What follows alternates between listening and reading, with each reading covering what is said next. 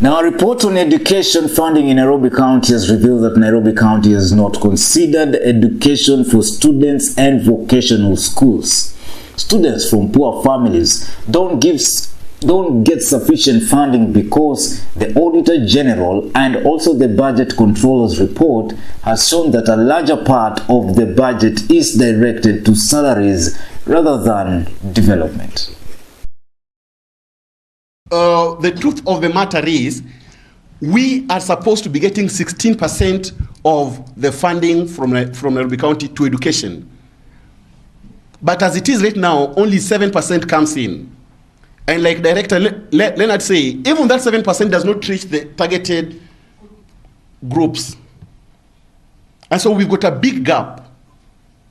9% of the Nairobi City County Nairobi government budget translates into millions, hundreds of millions of shillings, which is supposed to come, but it's not come. But again, it's not the mistake of Nairobi County. We just have less money coming in through the national government, and consequently less money going to the county government, and therefore wanajiuliza tutapeana hii kwa mashule ama tutalipa mishahara. And so for one reason or the other, we've got that discrepancy. The consequence of this is that already we had a very disadvantaged people living with disability group and women into the VTCs. As an institution, we have noted that the current governor, when looking at the manifesto of the governor of Nairobi, His Excellency Sakaja, he has been very clear about the place of youth in the development of Nairobi. His manifesto speaks about modeling and equipping vocational training centers for them to be skill hubs.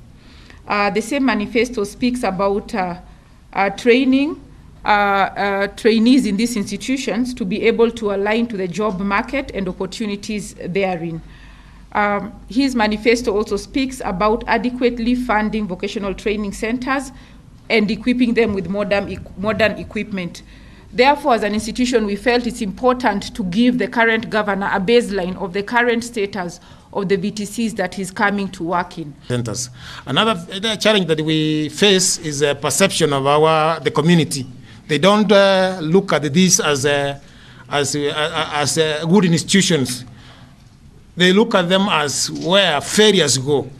Those who are unable to pass Standard 8, those who are unable to pass Form 4, they are the ones who are supposed to go to what? To these vocational training centers. And we are doing a lot to change this perception. So from our report, we have found out that infrastructure is very poor in our facilities. From the report shared by the county, we can see that the absorption of the development budget has not been absorbed well. This means that correlates with the poor infrastructure we are seeing in our facilities.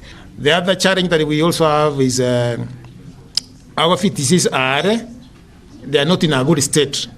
They are dilapidated. They are not. They need to be renovated.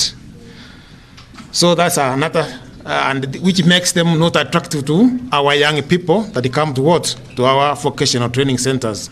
Another challenge is inadequate tools and the modern ones. We get it at the tools that we are using are they are not modern tools. So, but we have a plan, the county government, we have a plan of buying modern tools for our vocational training. Ni Ode Francis. It's inadequate staff. That's a major challenge that we are facing in the county. We have, since the evolution, I think you know when we started this, around 2012, that's when we were developed with the county government. You know, vocational training used to be under the national government. But with the coming in of the new constitution, the vocational training department was devolved to the county government. Since then, the county has not employed staff. And the staff, some have been retiring, and some have been what? Some have been going for greener pastures. So that's a major problem we are having. How are we giving the youth an opportunity to actually make use of vocational training centers?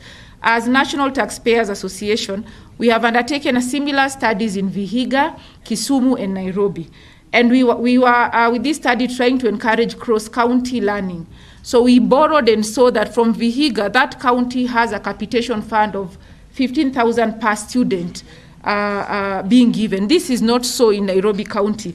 And we see that this has affected retention and transition of students in our VTCs. I'm telling you, it's not easy to get people who can work. And that's why most employers, yours truly included, I would prefer somebody who does not have good papers but who can work than have somebody who has extremely good papers who can't work. Give a humble request that when here all of us